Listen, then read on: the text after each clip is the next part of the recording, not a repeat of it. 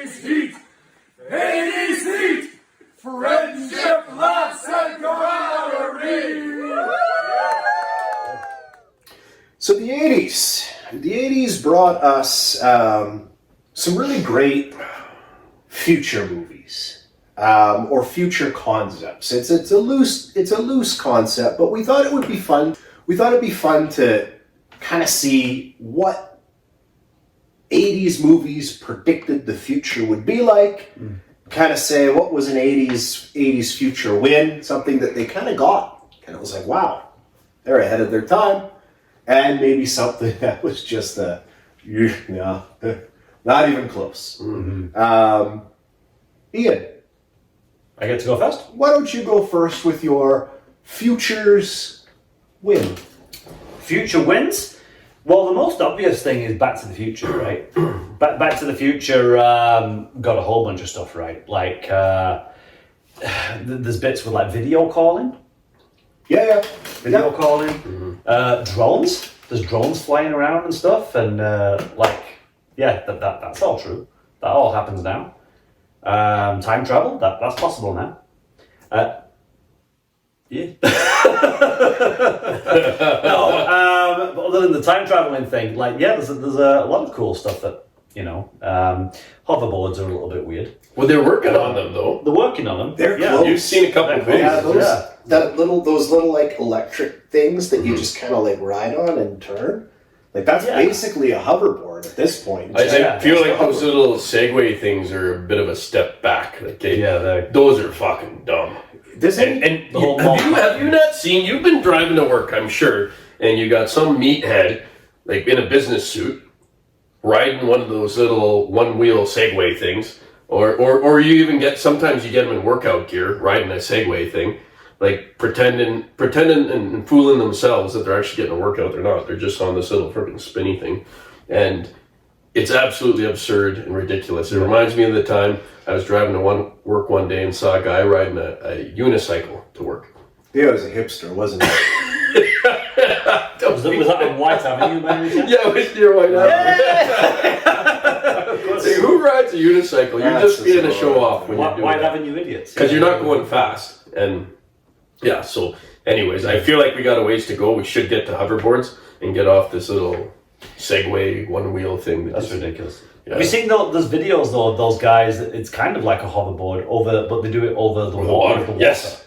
The jets underneath, and they're just like, so we're almost there. The technology is there, but those have to be heavily regulated. Yeah, the technology is there. It's just not available for a 5-year-old kid to play in his backyard. You know what I mean? Like, so it's like a jetpack or something. Yeah, they've tried those.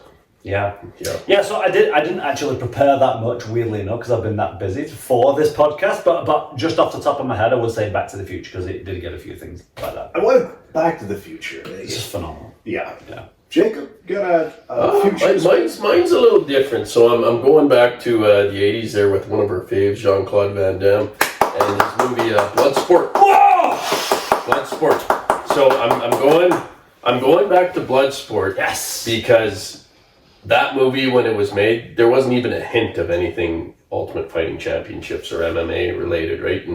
And there was tournaments, there was martial arts and different disciplines, but they would fight in their own tournaments. So karate would be karate, and sumo wrestlers would just do sumo, and boxers would stick to boxing. But then Bloodsport came out, and it's this underground fight movie, and they bring all these different fighting disciplines into the one arena to compete against each other. And it was the first real taste of different disciplines going toe to toe and occasionally to the death.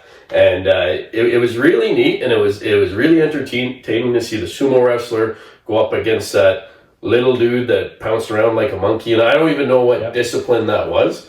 He mimicked different animals, didn't he? But I don't think it was kung fu. Yeah, he's in the top of the tree at one point, and he chops the coconut. And that was a great character. Just Monkey Man is doing this. I feel like that was a real shitty martial arts discipline. Yeah, but I was rooting for him. I was rooting for him. He was winning. Yeah. And you know what? I mean, if we really break down that tournament, the dude that beat him was, in my opinion, E-Honda. Honda, but that was the guy that was the closest guy to beat Frank Dukes, even more than Chun Li. But that's a different conversation. Dukes had to do the whole splits grind punch to beat him. So I think that movie really predicted, and I don't know how much impact it had on Dana White was Dana White the original guy to start up UFC? Was he there from the start? I believe so. Or did he buy into it? Guys comment below. I'm not sure, but I seem to think so. But I think he was the guy that revolutionized it. It was heavily influenced by the Gracies, right? Yeah. Like a lot of people say, like the first UFCs were all about promoting Gracie Jiu-Jitsu. Well, and they were like in a one-night tournament, remember? The first ones, and that's where they would get Ken Shamrock. With their shoot fighting. But they were like, people had their discipline, there was no mixing. And then they all figured out, okay, you got to be able to kickbox, box, and wrestle. And then some grappling, some jiu-jitsu. Like there were certain things you had to be all in on, and certain martial arts you didn't need. You know, like I don't think Kung Fu did much near the end there. And it's probably straight karate, although it has its place. Like you couldn't win it on karate alone. No. You had guys like George St. Pierre that were freaking phenomenal karate guys, but they were trained in all sorts of stuff. And you have to know a bit of wrestling, a bit of grappling, because most fights end up on, you all start standing up, but most end up on the ground. You need to know how to do a bit of jiu-jitsu, a bit of wrestling. And I remember before they really hammered down the rules and had weight classes, I remember there was the one match in one of the earlier UFCs, and you could still punch in the nuts, right?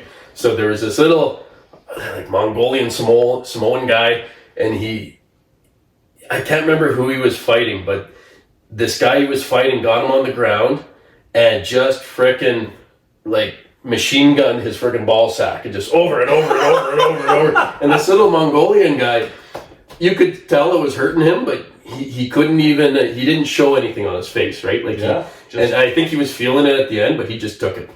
So anyways, so I really think Bloodsport predicted the way martial arts would evolve throughout time.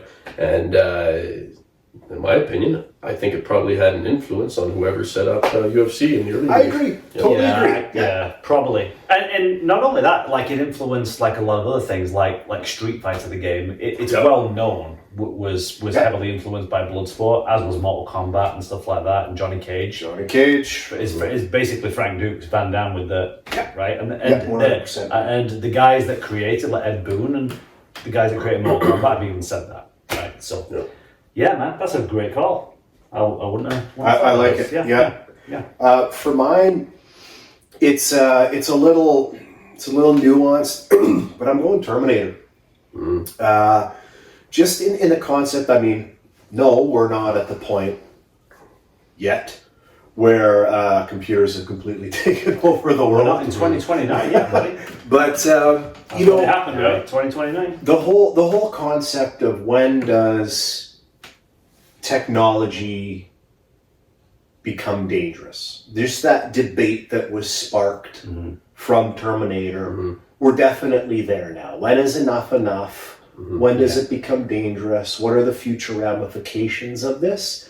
I think that Terminator really it was kind of the first movie that got me thinking that way. Like, okay, and it's pop cultural now, right? Like you'll read something in the paper about, AI and, this machine, it attacked a kid or something. And people kind of tongue-in-cheek go, it's like, oh, it's Terminator, oh, it's Judgment Day, oh, Skynet. We actually use the terms from Terminator as the pop cultural reference for this. So I just thought, and I thought it got it right.